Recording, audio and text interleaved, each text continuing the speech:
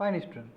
तो देखो आज क्लास में हम लोग 4 AI-12 को डिस्कस करेंगे 317 टू 320। अब देखो 317 हो या 318 हो, दोनों ही तुम्हारा इसरो से रिलेटेड है। फर्स्ट आई एम सॉरी 318 हो या 319 हो, वो इसरो से रिलेटेड है। फर्स्ट वाला जो है तुम्हारा वो ब्रिक्स से रिलेटेड है और बहुत बड़ा मॉडल है, बहुत बड़ा तुम्हारा एडिटोरियल ही है, क्योंकि इसमें तुमको इंटरनेशनल रिलेशन समझना होगा, लगातार बदल रहा है। अब जानते हो ब्रिक्स है BRICS, 5 कंट्री। अब इस पाँच कंट्री का जो तुम्हारा ऑर्गेनाइजेशन है उसमें 6 कंट्री का एंट्री होने वाला है, तो बहुत बड़ा ब्रॉड हो गया। तो कई लोग तो ये भी बोलते हैं कि चाइना क्लाउड ऑर्डर ऐसे बढ़ते चला जाएगा, क्योंकि एडमिशन जो हो रहा है इस ब्रिक्स ऑर्गेनाइजेशन में बाकी कंट्री का, तो उसमें चाइना का बहुत बड़ा हाथ है। But recently Indian prime minister ने बोला है कि कोई बात नहीं है, जो एडमिशन हुआ वो कंसेंसस बेस्ड हुआ है, इसमें हमारा भी सहमति है, क्योंकि ब्रिक्स में जितने भी कंट्री है सबका सहमति होना चाहिए नया एंट्री के लिए, है कि नहीं? बताओ। तो कोई भी ऑर्गेनाइजेशन में आप ऐसे तो नहीं बुला सकते हो जब तक सब कंट्री वो ना हो, राजी ना हो। तो समझें कि ब्रिक्स कितना इंपॉर्टेंट है और ब्रिक्स क्यों बनाया गया था। तो स्टूडेंट, ब्रिक्स सम्मेलन हुआ है, अभी जानते हो, है ना, 15th सम्मेलन था ये।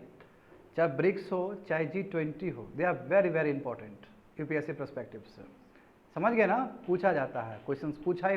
G20 देखो, G20 तो यूपीएससी का एक सबसे बेस्ट ऑर्गेनाइजेशन है, जैसे सवाल बनता है। और इस बार ब्रिक्स सम्मेलन हुआ है तो 2024 में बहुत बड़ा क्वेश्चन बनेगा वहाँ से, तो उसका थोड़ा हिस्ट्री देख लो, समझे? तो वही समझेंगे हम लोग कि इंडिया को ब्रिक्स में भी रहना होगा, SCO में भी रहना होगा, है कि नहीं? बताओ। इंडिया SCO में भी है ना, जो कि SCO कितना, तुम संघाई कोऑपरेशन ऑर्गेनाइजेशन कितना अपने आप में कॉन्ट्राडिक्ट है। और उसमें जानते हो ना कि एक अग्रीमेंट होता है तुम्हारा जिसमें हम लोग बात करते हैं एंटी टेररिज्म एक्टिविटी का, जिसमें इंडिया और पाकिस्तान दोनों साथ में काम करता है। How is it possible? India और पाकिस्तान दोनों ही टेररिज्म के लिए काम कर रहा है, टेररिज्म अगेंस्ट काम कर रहा है। तो इनफैक्ट पाकिस्तान ही है जो टेररिज्म को बल दे रहा है, तो है ना एक मैकेनिज्म SCO। फिर भी हम SCO में बने हुए हैं। सबसे बड़ी बात है कि SCO में फिर भी बने हुए हैं, जबकि चाइना, पाकिस्तान उसका मेंबर है। हम इसलिए बने हुए हैं ताकि उसको हम बैलेंस कर सकें। ब्रिक्स में भी रहना बहुत जरूरी है भारत के लिए, ताकि भारत बैलेंस कर सके। भारत तो जानते हुए ऐसे भी तुम्हारा भारत का वेस्टर्न कंट्री से बहुत ज़्यादा ही लिनिएज है, बहुत ही ज़्यादा इंक्लाइन है, क्योंकि डेमोक्रेटिक कंट्री है हम। अब तुम ब्रिक्स में भी देखोगे तो कितना डेमोक्रेटिक कंट्री है, ज़रा बताना हमको, है ना? रसिया है ही नहीं डेमोक्रेटिक, चाइना है ही नहीं डेमोक्रेटिक कंट्री, और जो साउथ अफ्रीका है तो साउथ अफ्रीका में तो कई दिन से करप्शन वाला चार्जेस चल रहा है। तो क्रेडिबिलिटी उतना स्ट्रांग नहीं है ब्रिक्स का जितना तुम्हारा वेस्टर्न कंट्रीज या यूरोप का है। But at the same time हमें वो ऑर्गेनाइजेशन का जरूरत था फिर भी बैलेंस करने के लिए। यदि उस ऑर्गेनाइजेशन को हम छोड़ देंगे तो जियोपॉलिटिकल चेंज हो जाएगा। इसलिए आने वाले भविष्य में क्या होगा बहुत अनसर्टन है। देख रहे हो ना, अभी जो जिस हिसाब से अलाइनमेंट होता है एक कंट्री और दूसरे कंट्री के बीच में, वो प्योरली ट्रांजैक्शनल है, पूरा ट्रेड पे टिका हुआ है, पूरा अपने मतलब से टिका हुआ है। ट्रांजैक्शन मतलब अपने मतलब से टिका हुआ है। एक टाइम था स्टूडेंट कि जो अलायंस होते थे वो आइडियोलॉजिकल लाइन पे होता था, चाहे वो फर्स्ट वर्ल्ड वॉर का फाइट देखो तुम या सेकेंड वर्ल्ड वॉर का फाइट देखो। तो इसलिए अभी प्रेजेंट जियोपॉलिटिक्स को समझते हुए ना जरूरी है ब्रिक्स और SCO में रहना, ताकि जो चाइना का क्लाउड बढ़ रहा है उस क्लाउड को हम बैलेंस कर सके। हाँ, समझ में आ गया ना? दूसरा देखो चंद्रयान 3। अब देखो बिल्कुल मुझे यहाँ पे बोलना है तुम लोग को। कल बच्चे लोग तुम लोग क्लास में बैठे हुए थे और कल तुम लोगों ने जाना चंद्रयान के बारे में मैंने बहुत डीप में बताया है। एडिटोरियल्स में बहुत खूबसूरत एडिटोरियल्स था, टेक्निकल डिटेल्स एवरीथिंग। जो बच्चे का छूटा है जाके जरूर देख लेना, बाकी मत देखो, मत चंद्रयान से रिलेटेड देख लो जाके, ठीक है ना? अब देखो बच्चे लोग, जो चंद्रयान है, चंद्रयान जो हमारा लैंडिंग हुआ है तो हमारा फार में नहीं हुआ, पीछे नहीं हुआ है, साउथ पोल में हुआ है। तो जो नियर साइड है, जो हम देखते हैं, एक साइड नहीं दिखता है ना पीछे का, पीछे का साइड कभी नहीं दिखता, दैट्स कॉल्ड फार। वो फार है, पीछे है, जिसको हम लोग लूजली डार्क साइड बोल रहे होते हैं। हकीकत में डार्क साइड नहीं है, उसमें भी लूना डे होगा, 14 दिन अंधेरा होगा, 14 दिन तुम्हारा उजाला होगा वहाँ पे भी, समझ गए ना? मगर हमारा जो चंद्रयान 3, इधर ध्यान दो, चंद्रयान 3 जो लैंड हुआ है वो साउथ पोल में हुआ है, और वो भी इस तरफ का ही, नियर साइड का ही, फार साइड में नहीं, क्योंकि अभी तक फार साइड में केवल चाइना का ही हुआ है, Chang'e-4 मिशन। बात समझ में आ गया ना? हो सकता है कल बताते बताते हम गलती से फार बता दिए होंगे, हो सकता है, may be, I am not sure, मैंने लेक्चर अपना नहीं देखा है कि मैंने क्या बोला है, मगर मैं ये करेक्ट करना चाहूँगा इस चीज़ को। यदि मैंने ऐसा बोला है तो मैं अपने आप करेक्ट करता हूँ, मुझे नहीं पता है मैंने क्या बोला है, ठीक है। मगर तुम लोग को ये पता होना चाहिए कि हम फार में नहीं दिए हैं, मगर साउथ पोल में भी तो कोई नहीं दिया अभी तक। साउथ पोल में भी अभी जितना भी छोड़ा गया तो इक्वेटोरियल में छोड़ा गया, या फिर चाइना का जो मिशन है वो फार में है। साउथ पोल में तो कोई नहीं छोड़ा, साउथ पोल में हम छोड़े हैं, तो फर्स्ट कंट्री हो गए हम। बात समझ में आ गया ना? हाँ, कहोगे कि सर साउथ में छोड़ना ज़्यादा मुश्किल है कि फार में छोड़ना मुश्किल है? फार में ज़्यादा मुश्किल है, क्योंकि वहाँ पे जो क्रेटर्स होगा वो ज़्यादा बड़ा होगा। साउथ पोल में भी क्रेटर्स होगा, मगर साउथ पोल कंपेयर में जो पीछे का जो फार साइड होगा उसमें क्रेटर्स बड़ा होगा। क्रेटर समझ रहे हो ना, गड्ढा उड्ढा डीच सब बड़ा होगा, और चाइना ने करके दिखाया है। बात समझ में आ रहा है ना? देखो यहाँ पे चंद्रयान 3 जो तुम्हारा नियर साइड हुआ है, समझे? नियर साइड का तुम्हारा साउथ पोल पे हुआ है। हाँ, तो फार साइड क्या होता है मून का? फार साइड में नहीं हुआ है। तो बहुत बढ़िया सा एडिटोरियल से आया है, हो सकता है कई लोगों को कन्फ्यूजन हो रहा हो, तो कन्फ्यूजन दूर करने के लिए ही एडिटोरियल से आया है, समझे ना? बहुत खूबसूरत एडिटोरियल है, तुमको और टेक्निकल डिटेल पता चलेगा चंद्रयान का। अब देखो 319, देखो बच्चे लोग, अब इसरो का तो बैक टू बैक प्रोजेक्ट है, कई तुम्हारा है ना अनवील होने वाला है, कई प्रोजेक्ट तुम्हारा चल रहा है, कई प्रोजेक्ट बन के रेडी है। अब तुम देखो ना खुद ही निसार, जहाँ पे नासा और इसरो काम करेंगे साथ में, है ना। अभी जापान के साथ भी हमारा होने वाला है 2026 में। उससे पहले भी तुम्हारा प्रोपल्सन का भी बात किए हैं, डीजल का भी बात किए हैं, और नया नया चीज़ है हमारा। तो अब जब इतना प्रोजेक्ट है इसरो को, तो अब तुम कम बजट सपोर्ट करोगे तो नहीं चलेगा ना। हम मानते हैं कि हमने 600 करोड़ में ही कर दिखाया है चंद्रयान 3 मिशन, बट अभी जो है, अभी जो बहुत प्रोजेक्ट में हमें काम करना है, इसरो को बहुत प्रोजेक्ट में काम करना है, तो इसमें बहुत कम एलोकेशन देने से नहीं चलेगा, इसका बजट बढ़ाना होगा। तो वही बोला गया कि बजटरी कंस्ट्रेंट्स की वजह से जो इसरो का जो अचीवमेंट है, इसरो का जो गोल है, उस पर कोई दिक्कत नहीं होना चाहिए। तो भारत सरकार को यहाँ पे बढ़ चढ़ के बजटरी सपोर्ट करना चाहिए, क्योंकि इसरो एक ऐसा भारत का संस्था है, ऑर्गेनाइजेशन है, जिसका क्रेडिबिलिटी बहुत ज़्यादा है वर्ल्ड में ही, है कि नहीं? बताओ तो। अब जैसे चंद्रयान 3 छोड़े हम, तो जापान भी खुश हो गया हमको देख के, और जापान तुरंत कोलैबोरेट कर लिया। जापान अब कॉन्फिडेंस आ गया भारत में कि भारत छोड़ सकता है, तो बाकी कंट्री भी गजब का कोलैबोरेशन होगा, क्योंकि इंडिया ने प्रूव करके दिखाया कि we are I am the best in space. तो जब बेस्ट कैटेगरी मिलता है, क्रेडिबिलिटी बढ़ता है, तो मार्केट बहुत बड़ा बन जाएगा आपका, समझ गए ना? लास्ट वन देखो, गुगेश, प्रज्ञानंदा, अर्जुन, निहाल, ये सब बड़े बड़े धुरंधर लोग हैं, चेस प्लेयर्स सब। आज क्या बात हुआ कि चेस में एक सुनहरा पल आ रहा है हिंदुस्तान के लिए। इतना बड़ा परिवर्तन कैसे हुआ? नहीं तो पहले चेस प्लेयर का बात करते तो विश्वनाथ आनंद का ही बात होता था, उनका ही बात होता था। अभी देखो ये कितना छोटा उम्र का है प्रज्ञानंदा, अब बताओ ये रनअप हुआ है, रनअप मतलब सेकंड हुआ है वो, तो फर्स्ट तक पहुंच गया था, इतना छोटा बच्चा। ये कितना बड़ी बात है। डी गुगेश के बारे में तुम लोगों को बताई है। तो ये एक कल्चर दिखाता है कि चेस हमारे कंट्री में पॉपुलर हो रहा है, समझे? चेस पॉपुलर हो रहा है, स्टेट का भी श्रेय जाता है इसमें, और इसका जो फेडरेशन है, इसका जो स्पोर्ट्स फेडरेशन है, होता है ना, जैसे BCCI हो गया, तो इसको चेस को चलाने वाला जो फेडरेशन हो, वो भी अच्छा काम कर रहा है। चलो देखते हैं student 317 GS paper 2 international relation, bilateral, regional and global groupings and agreements involving India and or affecting India's interest। ये हिंदू पेपर में आया था 24 अगस्त को। मामला समझो, जैसे कि मैंने कहा ब्रिक्स में अभी 5 कंट्री हैं, आने वाले समय में 6 कंट्री जुड़ेगा। जनवरी 2024 से 6 कंट्री और ऐड होंगे इस ब्रिक्स ऑर्गेनाइजेशन में। समझे कौन सा कंट्री होगा? अर्जेंटीना होगा, इजिप्ट होगा, ईरान होगा, सऊदी अरब होगा, इथोपिया होगा, UAE होगा। कैसे याद करोगे बच्चे लोग? इसको देखो, याद करने का तरीका बहुत खूबसूरत था। कंटिनेंट पकड़ो, कंटिनेंट पकड़ो, ये तुम पकड़ो, यहाँ पे मैप दिख रहा होगा बच्चे लोग तुम लोग को, ये पकड़ो तुम साउथ अमेरिका। साउथ अमेरिका में ब्राज़ील पहले से है, अर्जेंटीना डाल दो, तो अब हो जाएगा अर्जेंटीना और ब्राज़ील साउथ अमेरिका से। यहाँ ध्यान देना है, बुद्धि लगाना है। इधर देखो, ये हो गया तुम्हारा अफ्रीका। अफ्रीका में पहले से साउथ अफ्रीका है। अब तुम्हारा 2 कंट्री जुड़ जाएगा। क्या क्या जुड़ेगा? इजिप्ट जुड़ेगा, और तुम्हारा एक कंट्री क्या है?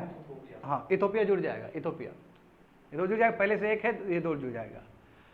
एशिया से ले लो, एशिया से पहले तुम्हारा इंडिया और चाइना था, ठीक है? इंडिया और चाइना है ना जी।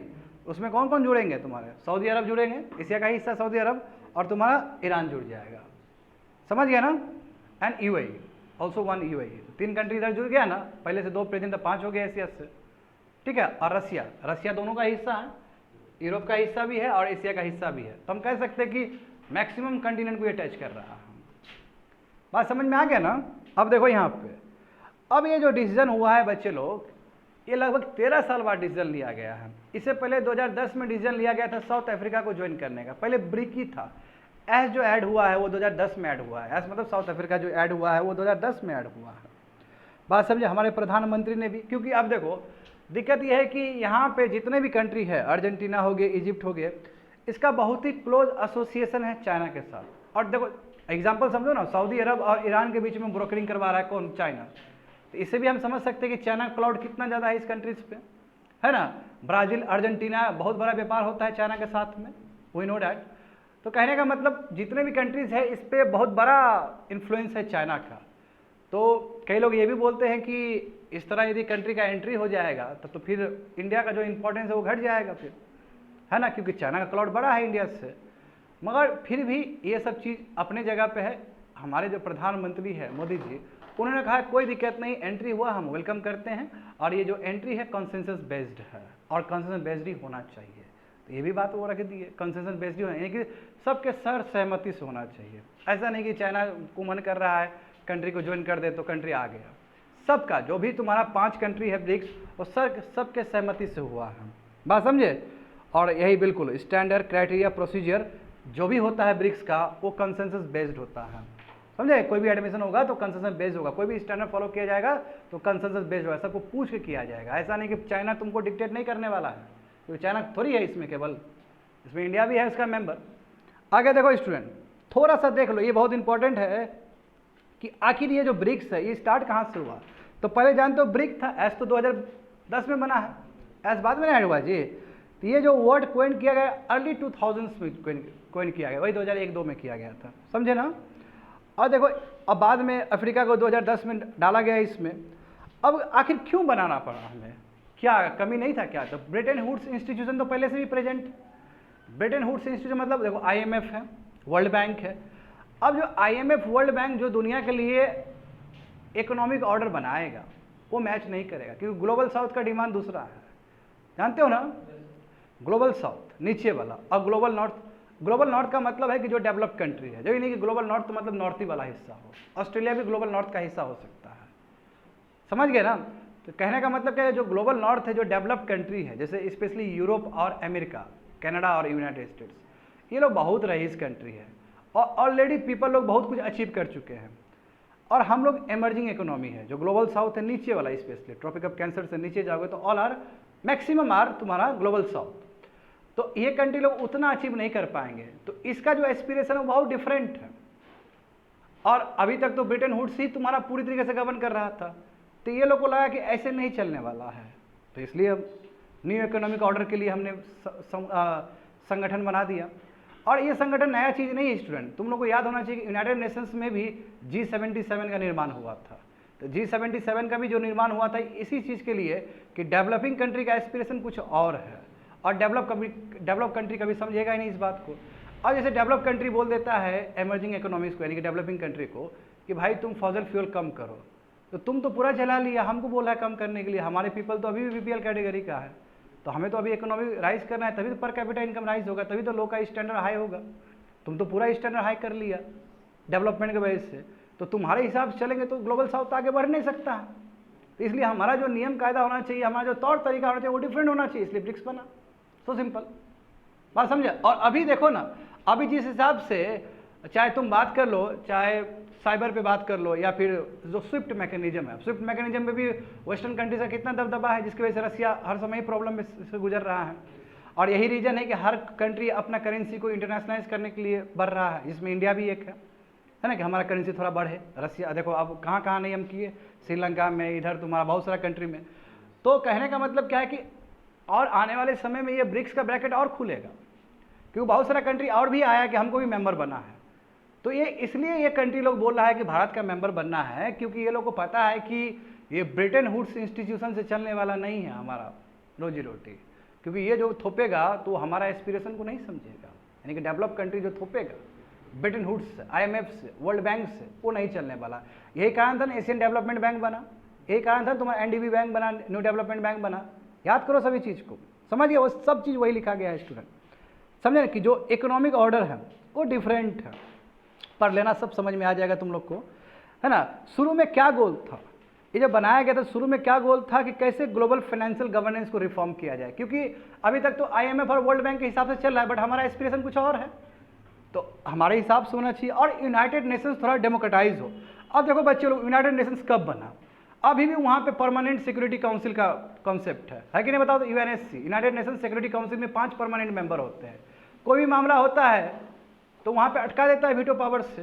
प्रॉब्लम होगा कि नहीं होगा, तो डेमोक्रेटाइजेशन होना चाहिए। बताओ इंडिया, बताओ इंडिया तुम्हारा इतना बड़ा इकोनॉमी है फिर भी परमानेंट मेंबर नहीं है, तो वो जो था वो 20वीं सदी के लिए था, अभी 21वीं सदी है। तो कहने का मतलब यूनाइटेड नेशंस को आपको ठीक करना होगा, इसके लिए G77 भी बना था। G77 में भी यही डिमांड था और ब्रिक्स का भी यही डिमांड है कि यूनाइटेड नेशन सिक्योरिटी काउंसिल का जो परमानेंट मेंबर है उसको खोलो और हम लोग को भी दो। मैं ये लोग जानते हो कि ये लोग का मोनोपोली है 5 कंट्री का, जो victor power second world war का ये लोग का मोनोपोली है, तो ये लोग खोलेगा कभी नहीं, खोलेगा तो इन्होंने को नुकसान होगा। और जानते हो WTO में हर समय तुम्हारा फाइट होता है डेवलप कंट्री और डेवलपिंग कंट्री के बीच में, समझ रहे हो बात को सभी चीज़ ना। तो इसमें तुमको क्या चाहिए होगा, नया सेट ऑफ रूल्स जो डेवलपिंग कंट्री के लिए होना चाहिए, उसके लिए ब्रिक्स है, उसके लिए G77 है, इसके लिए सबसे बेस्ट प्लेटफॉर्म G20 है। G20 देखते हो बेस्ट कोलैबोरेशन डेवलप्ड और डेवलपिंग कंट्री का, जिसका भारत अभी अगुवाई कर रहा है, प्रेसिडेंसी। बात समझे। तो यहाँ पे देखो शुरू में हुआ था 2006 में ना, जो हमारे फॉरेन मिनिस्टर है ना, ब्राज़ील के, रसिया के, इंडिया के, चाइना के एक मीटिंग में आए थे और उसके बाद 2009 से रेगुलर मीटिंग होना शुरू हो गया प्रत्येक साल। तो हम कह सकते हैं कि 2009 से, और अभी जो सबमिट हुआ है 2023 में, ये हमारा 15th सबमिट है, तो 2009 से रिलेटेड है वो, ठीक है। तो रेगुलर सबमिट तुम्हारा होना शुरू हो गया, समझ गए ना। आगे देखो स्टूडेंट, यहाँ पे देखो कि हाँ तुम कहोगे कि सर ब्रिक्स का बात कर रहे हैं, ब्रिक्स का बात कर रहे हैं, इसका तो अपना ही प्रॉब्लम है, हर कंट्री का अपना प्रॉब्लम है कि नहीं है। ब्रिक्स में एक तरफ इंडिया है तो एक तरफ चाइना भी है, और इंडिया और चाइना का देखते हो प्रॉब्लम कितना ज़्यादा है, बॉर्डर डिस्प्यूट है कि नहीं है, बहुत बड़ा बॉर्डर डिस्प्यूट है हमारा, चाहे वो ताइवान रीजन में देख लो, चाहे ऊपर वाला रीजन में देख लो, लाइन ऑफ एक्चुअल कंट्रोल में देख लो तुम। तो ठीक है, फिर भी हम अलग नहीं हो सकते हैं, फिर भी हम ब्रिक्स से और फिर भी हम SCO से हम अलग नहीं हो सकते हैं। तो देखो वही बताया कि इंडिया और चाइना बड़ा डिस्प्यूट का सामना कर रहा है, और दूसरी बात है चाइना और रसिया के साथ क्लोजर जा रहा है। जितना रसिया के साथ क्लोजर जाएगा उतना ही हमें डर रहेगा और हम उतना ही यूनाइटेड स्टेट्स के पाले में जाएंगे। ये भी तो बात हो रहा है, क्योंकि ये पॉलिटिक्स है, जियो पॉलिटिक्स है, जहाँ आपको हर समय मजबूत रखना पड़ता है। बात समझे। हाँ, रसिया में US में जाएंगे, इसका मतलब ये नहीं हुआ कि US का ही बात मानेंगे। हमारा जो होगा जियो पॉलिटिक्स का जो डिसीजन होगा वो खुद का होगा। कई बार हमको बोल चुका है कि हम सुलझा दे क्या, तो US को हम क्या बोलते कि सुलझाने की जरूरत नहीं है तुमको, हम खुद देख लेंगे, बस तुम ट्रेड पार्टनर वहीं तक रहो ना। और इंडिया का क्लाउड तो बढ़ते चला जा रहा है। अभी जिस हिसाब से ऑफिशियल विजिट हुआ हमारा, है ना, सॉरी स्टेट जो विजिट हुआ मोदी जी का, कितना भव्य हुआ गया, पॉम्प एंड गिटी उस लेवल पे हुआ, इतना समारोह, इतना बड़ा समारोह हुआ था। उसके बाद फिर इजिप्ट में भी आए थे, इजिप्ट में भी बहुत बड़ा समारोह हुआ था। तो इससे दिखता है कि भारत 21वीं सदी में बहुत ही इंपॉर्टेंट कंट्री है, इग्नोर नहीं किया जा सकता भारत को। और जब इस तरह का अचीवमेंट हो रहा है इसरो का, तो बिल्कुल भी नहीं कर सकते हो तुम। एक तो डेमोग्राफिक डिविडेंड का तुमको बहुत एडवांटेज है, बात समझो यहाँ पे। अब इंडिया वरीड है क्योंकि गिलगित बल्तिस्तान से तुम्हारा चाइना पाकिस्तान इकोनॉमिक कॉरिडोर पास हो रहा है, और हर समय हम कहते हैं कि POK एरिया भारत का हिस्सा है। अब वही $50 बिलियन का पास हो रहा है, तो टेंशन है हमें, फिर भी हम ब्रिक्स में हैं, टेंशन है ना, फिर भी ब्रिक्स का हिस्सा है। रसिया का अपना ही प्रॉब्लम है, सैंक्शन लग गया ना, रसिया अपना ही प्रॉब्लम से का सामना कर रहा है। और साउथ अफ्रीका देखो करप्शन इश्यूज को लेकर बहुत दिन से झेल रहा है। तो कहने का मतलब ये हुआ कि ब्रिक्स में जितने भी कंट्री है वो अपने अपने प्रॉब्लम से सामना कर रहे हैं। अब जानते हो तुम लोग न्यू डेवलपमेंट बना ना, NDB बना ना स्टूडेंट, ब्रिक्स कंट्री ने बनाया था, इसको ब्रिक्स बैंक भी कहते हैं हम लोग, या फिर न्यू डेवलपमेंट बैंक भी कहते हैं। ये 2015 में बना था। इसका सबसे बड़ी बात है कि इसमें कंटीजेंट रिजर्व अरेंजमेंट था, CRA था। क्या होता है CRA का मतलब कि मान लो कि कोई भी बैलेंस ऑफ पेमेंट का दिक्कत हुआ किसी भी कंट्री को, तो दूसरा कंट्री हेल्प कर सकता है, ये बैंक हेल्प कर सकता है। बैलेंस ऑफ पेमेंट समझता है ना, पैसा कम हो गया तुम्हारा सामान लेने के लिए, एक्सपोर्ट लेने के लिए, तो उस समय हेल्प कर सकता है। बात समझे। एक बहुत ही अच्छा एक तरह से सिक्योरिटी नेट है, ये एक सिक्योरिटी प्रोवाइड किया जाता है, समझ गए। 3 पिलर है, political, economic and cultural. Culture मतलब people to people contact, economic मतलब किस तरह ट्रेड एंड कॉमर्स हो, पॉलिटिकल मतलब सिक्योरिटी कॉपरेशन, यानी कि सब मिलके एक सिक्योरिटी की ओर काम करे, कोई तीसरा कंट्री आंख उठा के ना देखे। मैं जानते हो जो साथ में है वही कंट्री आंख उठा के देख रहा है, चाइना, तो उसके बावजूद भी हम साथ में हैं। बाबू अभी अभी अलग पॉलिटिक्स है, जियो पॉलिटिक्स। गधा लोग जो पॉलिटिकल साइंस का स्टूडेंट है, ज़्यादा ध्यान दो। अभी जियो पॉलिटिक्स पूरा चेंज हो गया है, बात समझे। अब ऐसा नहीं था, 50 साल पहले जियो पॉलिटिक्स ऐसा नहीं था। अभी देखते हो ना जियो पॉलिटिक्स, अब हम ईरान से भी दोस्ती कर सकते थे, सऊदी अरब से भी कर सकते हैं और इजराइल से भी कर सकते हैं। ऐसा संभव नहीं था 20-25 साल पहले। तुमको सऊदी अरब से दोस्ती रखना है तो ईरान से काटो, तुमको सऊदी अरब से दोस्ती करना है तो यूएई से काटो, सॉरी इजराइल से काटो। ये वाला रिलेशन था पहले। अभी देखो सबको बैलेंस करके रखे हम लोग। अब हद तो तब हो गया कि जब ईरान और सऊदी अरब एक साथ आ रहा है, तो समझो कि मिडल ईस्ट में सैंड कितना शिफ्ट हो रहा है। बात समझ में आ रहा है। देखो यहाँ पे, अब यहाँ पे देखो बच्चे लोग, जो दबदबा था डेवलप्ड कंट्री का, एक टाइम में रुतबा था। देखो जूम करो इसको, देखो समझने का प्रयास करो इस चीज़ को। G7 डेवलप्ड कंट्री का कॉम्बिनेशन है ना। जितने ही बड़े बड़े डेवलप कंट्री, चाहे यूरोप का हो चाहे तुम्हारा नॉर्थ अमेरिका का हो, इसका शेयर देखो पहले तुम लोग, इसका शेयर देख के तुम लोग समझ। Most major advance economy G7 का पूरा दुनिया में जीडीपी 90 के दशक में लगभग 50% था। 50% समझ रहा है। और 2019 आते आते 31.5% हो गया है। घट गया ना। जो माइट था ये 30 साल में घटा कि नहीं घटा। वही नीचे जाओ, तुम नीचे जाओ, देखो इमर्जिंग एंड डेवलपिंग एशिया का देखते हैं 9% था। 8.9 मतलब 9% होता है, नीचे दिख रहा है ना। और बढ़ते बढ़ते 31% हो गया। जाओ, एशिया का माइट बढ़ गया। जब एशिया का माइट बढ़ गया तो ट्रेड एंड कॉमर्स करेगा ही करेगा तुम उससे, समझिए। एशिया का जो जीडीपी है तुम्हारा लगभग 32% है वर्ल्ड का, समझा। और एक टाइम में ये 50% इंजॉय करता था, घट गया ना। तो इसका मतलब क्या हुआ। ऐसे फालतू का नहीं कहा जाता कि 21वीं सदी एशिया का सदी है। कोट कर सकते हो इस चीज़ को। और दूसरा देखो यहाँ पे फिगर में बताया गया है, PP level purchasing power parity के हिसाब से बताया गया है कि आपका जो पैसा है उसे कितना सामान खरीद सकते हो, उस हिसाब से देखो लेवल। देखो यहाँ पे 1992 में, समझ गए स्टूडेंट। देखो 45% था पीपी टर्म्स में, वो नॉमिनल टर्म है। पीपी टर्म्स में कितना था तुम्हारा मेजर एडवांस इकोनॉमी, जो बड़े बड़े कंट्री G7 का।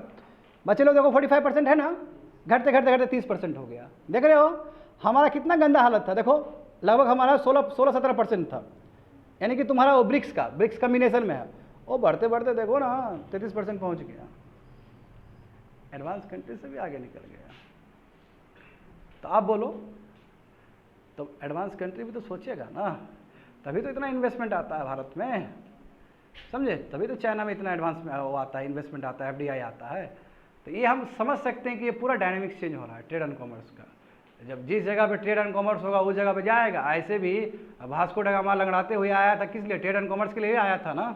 तो फिर तो ऐसे थोड़ी आया था, अफ्रीका थोड़ी थे हम तो बहुत बड़े कंट्री थे, हम बहुत रिच कंट्री थे।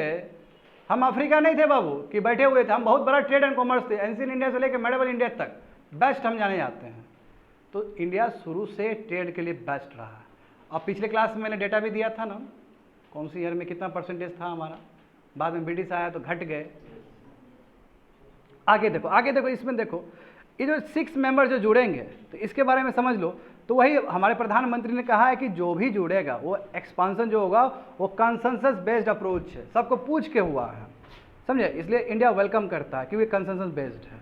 क्योंकि आरोप लग रहा था कि चाइना क्लाउड बढ़ जाएगा, तो मोदी जी काउंटर किए, कोई बात नहीं, चाइना कुछ नहीं बढ़ेगा, सबको पूछ के किया गया ये, समझे।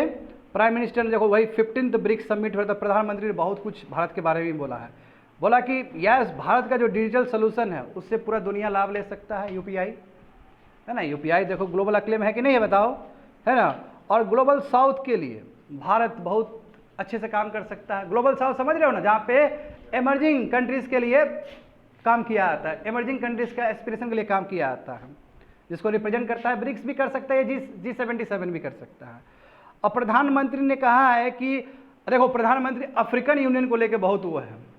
प्रधानमंत्री ने कहा है कि अफ्रीकन यूनियन को भी G20 का मेंबर बना देते हैं। अफ्रीकन यूनियन के लिए भारत कर रहा है क्योंकि अफ्रीका इंपॉर्टेंट है। 21वीं सदी भारत का है तो 22वीं सदी अफ्रीका का है, ये भी समझ लो। और जानते हो ना अफ्रीका का UPSC में किस तरह का सवाल पूछा जाता है, एमर्जिंग है, उठ रहा है।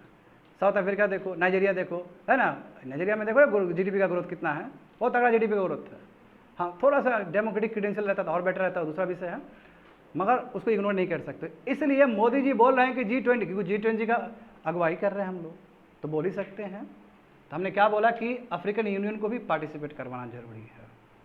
देखो ये तो एक उदारवादी सोच हुआ ना, जिस कंट्री को आप पीछे देख रहे हो, जिस यूनियन को आप पीछे देख रहे हो, उसको G20 में शामिल करने का बात है। तो ऐसे भी एक बहुत बड़ा जेस्चर जाएगा, एक बहुत बड़ा जाएगा, एक गुड मैसेज जाएगा कि इंडिया देखो वोकल है हमारे लिए, और ऐसे भी हमारा बहुत ही अच्छा जेस्चर है। हाँ, भारत को, हाँ, फार्मास्यूटिकल के लिए भारत को बहुत माना जाता है जी। देखो यहाँ पे तो प्रधानमंत्री का जो पूरा जो स्पीच था उसमें पूरा ग्लोबल साउथ पे फोकस किया गया है और अफ्रीकन यूनियन को G20 में डालने का फोकस किया गया है, तो इसलिए भी बहुत अच्छी बात है। आगे देखो स्टूडेंट, ग्लोबल साउथ। अब देखो ग्लोबल साउथ को देखो, यही रीजन है कि ग्लोबल साउथ को यानी कि जो डेवलपिंग कंट्रीज है, एमर्जिंग कंट्रीज जिसमें इंडिया आएगा, साउथ अफ्रीका आएगा, चाइना वगैरह सब। और चाइना भले ही तुमको नॉर्थ में दिखेगा मगर ग्लोबल साउथ का हिस्सा है। ग्लोबल साउथ का मतलब है जो डेवलपिंग कंट्री है, सिंपल है ये। अब ग्लोबल साउथ को हमेशा ये लगता है कि ब्रिटेन वुड्स इंस्टीट्यूशन कोई काम का नहीं है, क्योंकि हमारा एस्पिरेशन अलग है। बात समझ में आ रहा है तुम लोग को? कहाँ हो तुम? समझ में आ रहा है ठीक से? ग्लोबल साउथ और ग्लोबल नॉर्थ का एस्पिरेशन अलग है, तो ग्लोबल नॉर्थ कोई डिक्टेट करेगा टर्म्स तो ग्लोबल साउथ के लिए फिट नहीं बैठ सकता है, समझे? वहाँ पे देखो, तो इसलिए बच्चे लोग लगभग 40 कंट्री बोला, उसने भी एक्सप्रेस किया कि हमको भी ज्वाइन करना है। बताओ 40 कंट्रीज, इसका मतलब ये जो 40 कंट्रीज होगा ये खुश नहीं होगा ब्रिटेन वुड्स से। और इसको पता है कि एमर्जिंग इकोनॉमिक्स का अभी बोलबाला है, तो यहाँ पे ज्वाइन करेंगे तो ये लोग ज़्यादा समझेगा हमको। और ऐसे भी जानते हो ना तुम लोग, WTO में जब होता है तो डेवलपिंग कंट्री कितना शोर उठाता है। समझ में आ गया ना? कोई दिक्कत है तुम लोग को समझने में? क्लास से आउट कर देंगे, ध्यान से सुनो अच्छे से। यहाँ पे देखो, तो ग्लोबल साउथ कंट्रीज़ के लिए एक ब्रिक्स एक बहुत बड़ा उपाय हो सकता है, क्योंकि देखो अपना ही प्रॉब्लम है, इसका एक अपना ही प्रॉब्लम है, तो इसका अपना ही प्रॉब्लम है तो अपना ही सोल्यूशन होना चाहिए। इसके लिए ब्रिक्स सबसे बेस्ट बैठता है। और देखो, चाहे वो ब्रिक्स हो चाहे SCO हो, ठीक है ना, चाहे कुछ भी हो, मेन क्या है कि जो गवर्नेंस होना चाहिए जो ब्रिटेन वुड्स कर रहा है वो नहीं है, वो नहीं बैठ पाएगा। इसलिए इस तरह का मल्टीपोलरिटी वर्ल्ड में ऑर्गेनाइजेशन बनना बहुत ज़रूरी है, ताकि ट्रू रिप्रेजेंटेशन हो सके बहुत सारे कंट्रीज़ का। समझ गए? वही चीज़ बताया गया, इंक्लूसिव हो सके। पढ़ लेना, समझ में आ जाएगा। अब जोहान्सबर्ग डिक्लेरेशन देखो, जोहान्सबर्ग का मतलब क्या है? South Africa. एक साल पहले जो सबमिट हुआ था, इससे पहले, तो जोहान्सबर्ग डिक्लेरेशन में जो साउथ अफ्रीका के जो प्रेसिडेंट थे, तो उन्होंने कुछ स्टेटमेंट दिया था और वो रास नहीं आया रसिया को। और उस समय जानते हो कि पुतिन का अगेंस्ट तुम्हारा अरेस्ट वारंट भी निकला था, ICC का, इंटरनेशनल क्रिमिनल कोर्ट का। तो कई लोग कहते हैं कि चूंकि वो अरेस्ट वारंट निकला था इसलिए वो साउथ अफ्रीका नहीं गए, और दूसरा ये भी है कि क्योंकि वो साउथ अफ्रीका का प्रेसिडेंट ने कुछ बोल दिया था, ठीक है, उसने बोल दिया था कि इस तरह कन्फ्लिक्ट वगैरह नहीं होना चाहिए, अपने रस्सा का शांति से सुलझा लेते, तो हो सकता है पसंद नहीं आया इसलिए वो सबमिट नहीं किया। वर्चुअल मीटिंग आए थे, बाकी लोग गए थे, वो वर्चुअली कनेक्ट किए थे अपने आप को। तो वही चीज़ बताया गया कि जोहान्सबर्ग डिक्लेरेशन जो हुआ था तुम्हारा, उसमें डायरेक्ट यूक्रेन कन्फ्लिक्ट के बारे में बताया गया है, और इसमें बताया गया कि पीसफुल रेजोल्यूशन होना चाहिए इस तरह का डिस्प्यूट को खत्म करने के लिए है। तो जोहान्सबर्ग डिक्लेरेशन देखो, इसमें ये बताया गया कि मल्टीलैटरलिज्म बहुत जरूरी है और इंटरनेशनल लॉ जो है उसके हिसाब से काम करना चाहिए। यानी कि तुम रसिया को टारगेट कर रहे हो डायरेक्ट, और कुछ नहीं, क्योंकि रसिया इंटरनेशनल लॉ को समझा ही नहीं, ऑर्डर को समझा ही नहीं, इसने यूक्रेन पर अटैक कर दिया, समझे? तो इसने कहा है कि जो यूनाइटेड नेशन चार्टर है उसके हिसाब से हमें काम करना चाहिए। तो जोहान्सबर्ग डिक्लेरेशन में ये बात हुआ था, ठीक है। तो अब इसलिए बोला कि कंसर्न दिखाया गया था जो भी कन्फ्लिक्ट चल रहे थे, केवल यूक्रेन का ही नहीं, यूक्रेन तो सबसे बड़ा कन्फ्लिक्ट होगा, बट और भी कंट्री में, सीरिया में, यमन में, बहुत सारा कंट्रीज है ना, तो सब पे बताया गया कि यस, एक डिस्प्यूट को सॉल्व करने का एक डायलॉग होना चाहिए, एक इंक्लूसिव कंसल्टेशन होना चाहिए, तभी जाके पूरा हो सकता है। आगे देखो, तो prime minister better for BRICS space consortium. अब देखो हमारा स्पेस बेस्ट है कि नहीं है, तो प्रधानमंत्री ने कहा कि हम ब्रिक्स जो नेशन है, अभी जो 5 कंट्री है, हम लोग साथ में ना स्पेस से रिलेटेड भी हम काम कर सकते हैं। अब सही बात है, इंडिया ने झंडा गाड़ा रहा है तो काम कर सकते हैं, है कि नहीं? बताओ तो वही देखो, प्रधानमंत्री ने कहा है कि एक ब्रिक्स स्पेस कॉन्सोर्टियम भी होना चाहिए, ताकि जितने भी मेंबर स्टेट हो वो सब तुम्हारे स्किलिंग में, मैपिंग में, टेक्नोलॉजी में और एजुकेशन में खर्च कर सके और स्पेस और बेटर बन जाए, नंबर 1। दूसरा क्या है, प्रधानमंत्री ने इंटरनेशनल बिग कैट अलायंस के बारे में बताया। देखो इंडिया सेलिब्रेट किया ना, और इंडिया बेस्ट है टाइगर कंजर्वेशन में, जानते हो तुम लोग, हाँ बताए थे कि नहीं बताए थे? मध्य प्रदेश में डबल हुआ कि नहीं हुआ हमारा, तो ये बताया कि ये बेस्ट हो सकता है, क्योंकि ब्रिक्स सभी कंट्री, मैक्सिमम कंट्री तुम्हारा क्या है, सब में टाइगर है, तो इसलिए भी फायदा है, समझे? और हाँ, न्यू डेवलपमेंट बैंक बनाना ब्रिक्स 2015 में, तो कितना फायदा बोला कि बहुत इंपॉर्टेंट, क्योंकि इंफ्रास्ट्रक्चर लोन सब आया है यहाँ से, तो बहुत फायदेमंद है। तो इसलिए ग्लोबल साउथ के लिए एनडीपी जो न्यू डेवलपमेंट बैंक जो बना 2015 में, यानी कि ब्रिक्स बैंक बना, वो बहुत ही इंपॉर्टेंट रहा है। और साथ में इसका जो प्रोविज़न था तुम्हारा फाइनेंशियल सेफ्टी का, that is a contingent reserve arrangement, ये भी बहुत फायदेमंद रहा। किसी को भी बैलेंस ऑफ पेमेंट का प्रॉब्लम होता है तो वहाँ से पैसा लेके अपना वो पूरा कर सकता है सर्टेन डेज के लिए। तो मोदी जी बोले हैं कि अभी तक जो ब्रिक्स बना उससे फ़ायदा हुआ है, सब मेंबर कंट्री को फ़ायदा हुआ है, समझा। और अभी ज़रूरत है स्पेस में कोलैबोरेट करने का। बोल सकते हैं, अब हम बोल सकते हैं ना, हमने झंडा गाड़ दिया तो बोलने में कितना आसानी है कि नहीं, बताओ तो। अब हाँ, कोई ऐसा कंट्री बोलेगा बाबू कभी स्पेस पर काम नहीं किया तो उसका कोई वैल्यू नहीं है। आपने जब प्रूफ कर दिया है तो आप बोल सकते हो। और ब्रिक्स समिट में ही तो मोदी जी हिला रहे थे ना ऐसे करके झंडा, तो समझ जाओ ना।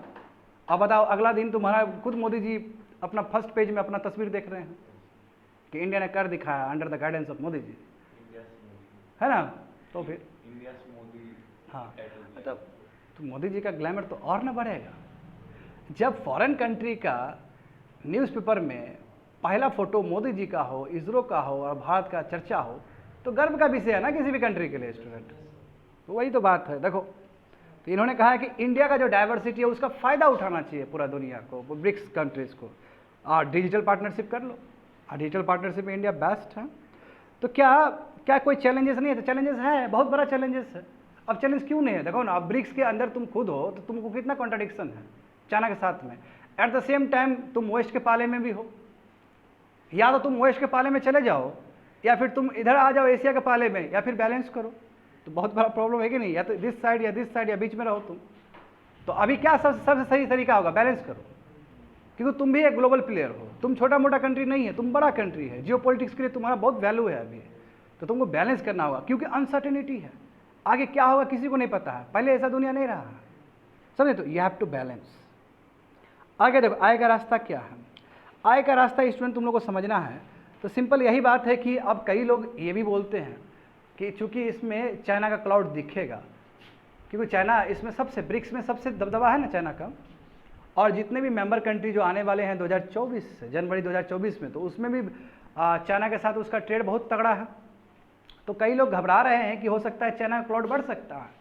तो ऑथर ने यही सुझाव दिया है कि कुछ भी बढ़े, इंडिया को उसका हिस्सा होना जरूरी है, चाहे वो ब्रिक्स हो चाहे एससी हो, ताकि इंडिया उसका हिस्सा रहेगा तो जो चाइना का जो क्लाउड बढ़ रहा है उसको थोड़ा सा न्यूट्रलाइज कर सकता है इंडिया, क्योंकि इंडिया भी तो बिग प्लेयर है, समझे। तो वही चीज़ बताया गया स्टूडेंट। होप सो समझ में आ गया होगा तुम लोग को, समझे, पढ़ लेना, वही सब चीज़ बताया गया है।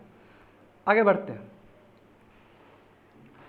GS paper 3, science and technology. Science and technology development and their application and effects in every life achievements of Indians in science and technology, Indianisation of technology and developing new technology.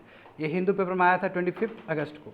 अब यहाँ पे समझना होगा तुम लोग को कि आखिर ये क्या नियर साइड क्या है और फार साइड क्या है, क्योंकि हमने जो लॉन्च किया चंद्रयान 3 वो हमने नियर साइड में किया है। बात समझ में आ रहा है ना? थोड़ा सा एक्टिव हो जाओ, ठीक है ना, ध्यान दो क्लास में।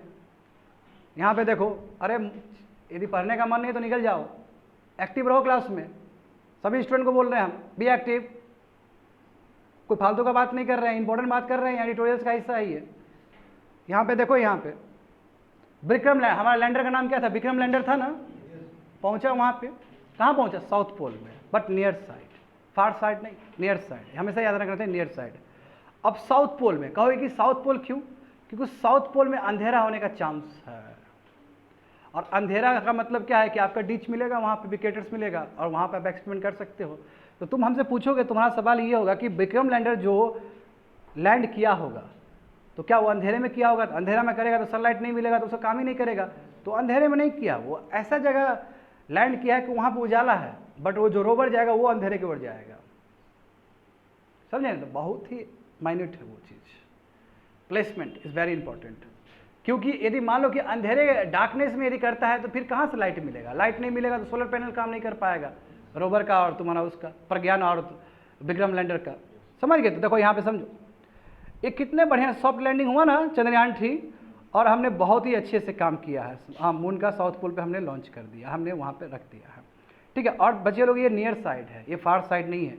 अभी तक केवल चाइनीज़ चांगई 4 मिशन ही केवल तुम्हारा फार साइड में लॉन्च हुआ है, फार साइड में लैंड हुआ है, समझे। और वहाँ पे देखो क्या किया उसने, वैन कर्मन क्रेटर, क्योंकि जो डिस्कवर किया है पीछे तो अब देखो जब चाइना गया था, चाइना भी गया था तो वही करने के लिए, क्रेटर्स को ही चेक करने के लिए, क्या उसका मिनरोलॉजी है, क्या मिनरल्स में, कल बताए थे ना क्यों जा रहे हैं हम लोग वहाँ पे, मिनरल चेक करने के लिए, जो फ्रोजन आइस है वो चेक करने के लिए, क्या वो कन्वर्ट हो सकता है H2O में, यही चीज़ के लिए गए थे ना। तो जो चाइना गया था तो उस समय उसने वॉन क्रमन क्रेटर को देखा, वहाँ पर हुआ, देखो इसका कितना बहुत बड़ा है वो क्रेटर, लगभग 2500 किलोमीटर का क्रेटर है तुम्हारा, और साउथ पोल में पीछे वाला एरिया में है, समझे, ये पीछे वाला एरिया में, the vehicle landed on the पीछे वाला हुआ है। तो ये चाइना ने ये बहुत बड़ा काम किया, इनफैक्ट ये ज़्यादा कॉम्प्लेक्स है चंद्रयान 3 से, समझ में आ गया ना। हाँ, नियर साइड क्या होता है बच्चे लोग समझो, यहाँ पे इसमें बहुत ही बेसिक चीज़ दिया गया है। नियर साइड का मतलब होता है तुम्हारा वो पोर्शन जो आपको दिखता है, ये वाला पोर्शन, ये दिखता है ना, फार साइड तो नहीं दिखता। कल बताए थे ना 28 दिन सन को, है ना, अपने एक्सिस में भी घूमने में लगता है, एज वेल एज रिवोल्यूशन होने में भी टाइम लगता है अर्थ के आसपास। तो इसलिए हमें कभी फार दिखता ही नहीं है, फार साइड, हमें जो दिखता है नियर साइड ही दिखता है। और फार साइड का मतलब ये नहीं कि हमेशा अंधेरा रहेगा, वो हम इसलिए अंधेरा बोलते हैं उसको क्योंकि वो अनएक्सप्लोर्ड एरिया है, कभी वहाँ गए ही नहीं। गए तो अपोलो मिशन सब गया था, मगर उतना ज़्यादा नहीं गया है जितना तुम्हारा इक्वेटोरियल रीजन पे एक्सप्लोरेशन हुआ है। नियर साइड का इक्वेटोरियल रीजन अभी तक जितना हुआ है तुम्हारा नियर साइड हुआ है, ये चांगिंग को छोड़ दो तो इक्वेटोरियल रीजन हुआ है नियर साइड, समझे, इसको देख लें यहाँ पे देखो। तो इसलिए जो आपका जो नियर साइड होगा वो हमेशा विजुअल है, अर्थ से आराम से दिख सकता है, क्योंकि जानते हो कि अर्थ ये टाइडल लॉकिंग के वजह से है। टाइडल लॉकिंग का मतलब क्या होता है कि मून को रिवॉल्व और रोटेट होने में 28 दिन लगता है, दोनों ही 28 दिन लगता है, इसलिए टाइडल लॉकिंग, इसलिए हमको पीछे का दिखता ही नहीं है। और ये पर्टिकुलर टर्मिनोलॉजी क्या है, टाइडल लॉकिंग कहा जाता है इसको, कि जहाँ पे मून का रोटेशन मतलब अपने एक्सिस में, और ऑर्बिटल मोशन यानी कि अराउंड द अर्थ, ठीक है, दोनों ही 28 दिन का होता है, इसलिए हमें पीछे दिखता नहीं। इसी घटना को, इसी इवेंट को क्या बोलते हैं, टाइडल लॉकिंग कहते हैं। समझ गए स्टूडेंट। हाँ, तो इसका मतलब ये नहीं कि पीछे का जो मून है वह हमेशा अंधेरा में रहेगा, ऐसा नहीं है। 14 दिन अंधेरा में रहेगा, 14 दिन उजाला में रहेगा, सेम कहानी है, क्योंकि घूमेगा मून भी। बात समझ में आ गया ना। आगे देखो यहाँ पे, फार साइड और dark side does not mean complete darkness, समझ में आ गया ना, वही चीज़ बोल रहा है इसमें, कंप्लीट डार्कनेस नहीं है। जैसे न्यू मून डे, एक न्यू मून डे का मतलब क्या होता है बच्चे लोग, सन, अर्थ और उसके बीच में मून है, समझे, उसके बीच में मून है, सन इधर है, अर्थ इधर है, बीच में मून है। जब सन भी आ गया इस तरफ, तो न्यू मून डे में क्या है, तुम्हारा मून इज इनविजिबल, मून नहीं दिखेगा, वो मून नहीं दिखेगा तुमको, यहाँ पे अर्थ में नहीं दिखेगा, ठीक है। ये वो in the far side of the, क्योंकि जो पीछे का साइड है, अब देखो क्यों नहीं दिखेगा, क्योंकि अब मून आ गया बीच में। सुनो बच्चे लोग, मून आ गया बीच में, तो मून बीच में आने का मतलब फार साइड आ गया, इधर सन है, इस तरफ सन है, इस तरफ मून है, इधर इस तरफ अर्थ है। देखो यहाँ पे देखो, यहाँ पे देखो, यहाँ सन है, यहाँ मून है, यहाँ पे अर्थ है। अब ये आगे तो फार साइड पड़ा नहीं है, ये फार साइड पुड़ेगा तो यही इसको इल्यूमिनेशन मिलेगा, लाइट मिलेगा, तो यहाँ डार्क हो गया, तो यहाँ पे नहीं आया, मून नहीं बना पिक्चर, क्योंकि पिक्चर बनने के लिए लाइट होना चाहिए।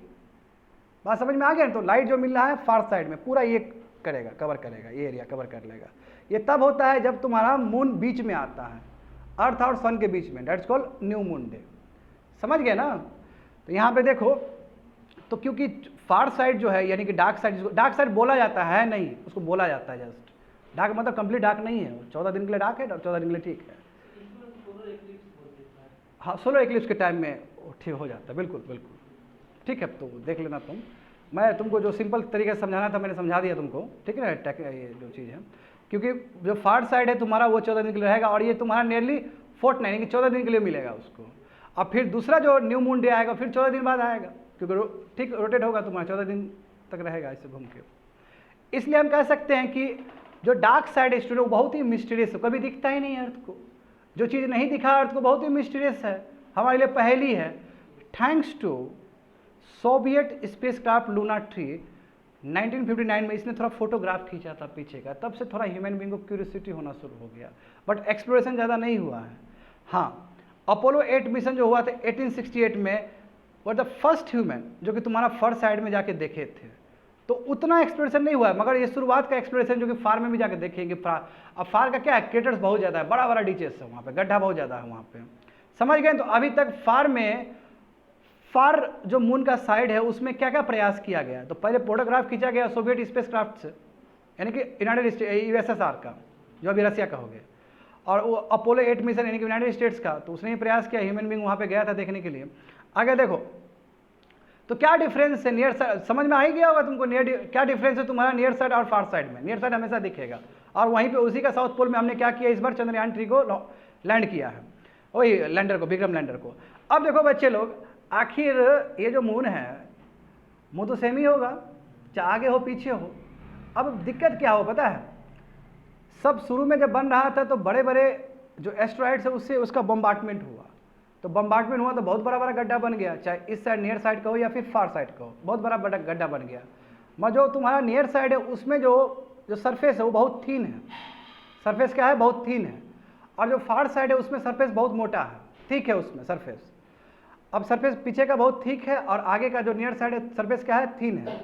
अब वॉल्केनिक इरप्शन होगा, तो वॉल्केनिक इरप्शन देखो क्रेटर्स दोनों तरफ है, शुरुआत में क्रेटर्स दोनों तरफ है, दोनों बराबर है, इधर भी क्रेटर्स है, इधर भी गड्ढा है, उधर भी गड्ढा है। और ये गड्ढा क्यों बना, क्योंकि एस्टेरॉइड से बम्बार्टमेंट हुआ, शुरू में बम्बार्टमेंट हुआ होगा जी, समझे, आके एक बॉडी सेलेसियस बॉडी उसे टच किया तो बहुत गड्ढा बन गया होगा, चाहे इस साइड चाहे उस साइड, नियर साइड या फार साइड। मैं इसका क्या है, थिन लेयर है सरफेस का, नियर साइड का, उसका क्या है तुम्हारा थिक लेयर है। वॉल्केनिक इरप्शन हुआ तुम्हारा थिन साइड में, क्योंकि थिक साइड में तुम्हारा होगा ही नहीं, वॉल्केनिक इरप्शन को आने ही नहीं देगा। वॉल्केनिक इरप्शन के लिए जरूरी है कि आपका सरफेस थिन हो, तो ये निकला वॉल्केनिक इरप्शन हुआ नियर साइड में। नियर साइड में क्यों हुआ, क्योंकि उसका लेयर क्या है, सरफेस का थिन लेयर है। तो वॉल्केनिक इरप्शन हुआ तो जो क्रेटर्स था वो सब बढ़ गया, और ये पीछे नहीं हो सका क्योंकि वहाँ पे लेयर क्या थिक है, मोटा है। इसलिए अभी तुमको दुनिया भर का क्रेटर्स प्रेजेंट है, इतना प्रेजेंट है कि जब शुरू में जब बना होगा मून, उसका सब फीचर्स तो उसके अंदर प्रेजेंट है, क्योंकि सनलाइट तो पेनिट्रेट ही नहीं करेगा। At the same time south pole में भी जाओगे तो साउथ पोल में भी वो चीज़ कमी है, वहाँ पे भी क्रेटर्स है। और हमारा जो रहेगा इस बार का एक्सपेरिमेंट वो साउथ पोल का क्रेटर्स को देखने का, क्योंकि वो वहाँ पे भी अंधेरा है। अंधेरा है इसका मतलब सनलाइट वहाँ पे पेनिट्रेट नहीं किया होगा, और जब पेनिट्रेट नहीं किया होगा तो शुरू का जो भी गैलेक्सी से रिलेटेड चीज़ है सब प्रेजेंट होगा वहाँ पे, मिनरल डस्ट मिनरल क्रस्ट सब प्रेजेंट होगा रेगोलिथ में, समझ गए, वही सब चीज़ बताया गया और कुछ नहीं। आगे बढ़ जाओ। तो close to the south pole is to unravel the mystery, वही बात है ना कि साउथ पोल में हम गए क्योंकि जो मिस्ट्री है क्रेटर्स का, जो साउथ पोल में भी आप देखो, अच्छा तुम बताओ साउथ पोल में जो क्रेटर्स होगा, गड्ढा होगा, और जो फार साइड में जो गड्ढा होगा, कौन सा बड़ा गड्ढा होगा, ऑब्वियसली फार साइड का गड्ढा बड़ा होगा, क्योंकि वहाँ तो कभी हुआ ही नहीं, बहुत बड़ा बड़ा डिचेस है, क्योंकि वहाँ तो वॉल्केनिक इरप्शन भी नहीं हुआ, सो सिंपल। मगर फिर भी इक्वेटोरियल में जो गड्ढा होगा उसी कंपेयर में तुम्हारा साउथ पोल में ज़्यादा गड्ढा होगा, क्योंकि हमें गड्ढा से मतलब है, डिचेस से मतलब है, हमें मिनरल क्रस्ट है उससे मतलब है, समझ गए। तो वही बताया गया है यहाँ पे देखो। और अभी तुम लोग जानते हो ना कि जो लैंडर है, लैंडर आपको भेज रहा है ना, टेम्परेचर वेरिएशन भेज रहा है, भेजा कि नहीं भेजा, अर्थ में भेजा है, अभी देखो फिलहाल भेजा है, तुम्हारा एक ग्राफ बनाया है अच्छे से, कि बच्चे लोग जान के हैरान हो जाओगे तुम लोग, इस फिगर में दिया गया होगा शायद, देखो तो आगे देखो तो फिगर, हाँ इसमें अच्छे से जूम करके देखोगे तो पता चल जाएगा। अच्छा नहीं है, छोड़ो समझो, कल हम देख रहे थे इसका, वो जाके सिंपल समझो, यहाँ पे समझो सरफेस है, देखो यहाँ पे ऐसे समझो, मून का जो सरफेस है, यहाँ पे ध्यान दो, मून के सरफेस से ऊपर देखोगे ना तो टेम्परेचर अच्छा खासा है ना, 5 डिग्री 10 डिग्री सेल्सियस होगा, अच्छा खासा है। बट थोड़ा सा नीचे जाओगे, थोड़ा सा ज़्यादा नहीं, नीचे जाओगे तो तुम्हारा माइनस डिग्री में है, इतना ज़्यादा टेम्परेचर वेरिएशन है। जो लैंडर अभी भेजा है हमको, क्योंकि विक्रम लैंडर तुम्हारा वहाँ का टेम्परेचर सब देखने के लिए गया है, और जो प्रज्ञान है, प्रज्ञान का काम क्या है, कंपोजिशन देखना, सोइल सब सोइल का कंपोजिशन देखना, यही था ना, उसमें दो था ना तुम्हारा, हाँ 2 मॉडल्स भेजा गया था ना जी प्रज्ञान में, हाँ बिल्कुल। देखो यहाँ पे, तो यहाँ पे तुम देख सकते हो कि आखिर हमने कहाँ पे लॉन्च किया, तो 70 डिग्री साउथ और 32 डिग्री ईस्ट में हमने लोकेशन था, ये लैटीट्यूड और लॉन्गिट्यूड का बताया गया है। और ये लगभग बच्चे लोग 600 किलोमीटर दूर है साउथ पोल से, क्योंकि हम साउथ पोल में जाके डायरेक्ट नहीं डाल सकते हैं, हम साउथ पोल में डायरेक्ट, साउथ पोल में ऊपर डालोगे अंधेरा है वो, तो हम साउथ पोल के नियर में डाल रहे हैं, कितना नियर में, 500 किलोमीटर दूर साउथ पोल का, ताकि साउथ पोल में जाके जा सके वो, समझे। कहोगे कि सर साउथ पोल में क्यों नहीं एग्जिट डाले, साउथ पोल में एग्जिट डालोगे तो कैसे सनलाइट नहीं आएगा, तो कैसे काम करेगा उसका मशीन सब, इसलिए हम नियर डाले हैं, 500 किलोमीटर दूर तुम्हारा साउथ पोल से, नंबर 1। आखिर हमने ये जो चीज़ चुना है, इसमें हमको क्या चीज़ से मतलब है, शैडो रीजन से। तो हम यहाँ ऐसा जगह पे हम लैंड करें जहाँ से शैडो एरिया एसेसेबल हो जाए, आसानी से हम जा सके शैडो एरिया में, तो वही चीज़ बताया गया है, ताकि शैडो एरिया में ही फ्रोजन वाटर आइस मिलेगा हमें, और वहाँ पे दुनिया भर का डिपॉजिट्स होगा, इससे पता चल जाएगा कि क्या क्या रिसोर्सेज है, क्या क्या मिनरल्स वहाँ पे है, समझे। तो इसलिए देखो थर्ड में बहुत अच्छे से समझा दिया गया है तुम लोग को कि जो विक्रम लैंडर है वो एग्जैक्टली शैडो रीजन में नहीं प्लेस हुआ है, समझे, क्योंकि उसको सनलाइट चाहिए पावर के लिए, इसलिए वो बहुत नज़दीक हुआ है। और वो तुम्हारा आगे जाके वो देख सकता है, आगे जाके वो रिसर्च कर सकता है, नियर साइड में जाके थोड़ा ऊपर साइड साउथ पोल की तरफ जाके जो अंधेरा है, जो क्रेटर्स है, वहाँ पे वो रिसर्च कर सकता है। आगे देखो, तो यहाँ देखो landing on the far side hood. आप देखो क्या ये संभव नहीं था? हमारा चंद्रयान 2 से पहले प्रेजेंट है ना, और बैटर प्रेजेंट है, क्या ये संभव नहीं हो सकता है? चैनल ने कर दिखाया।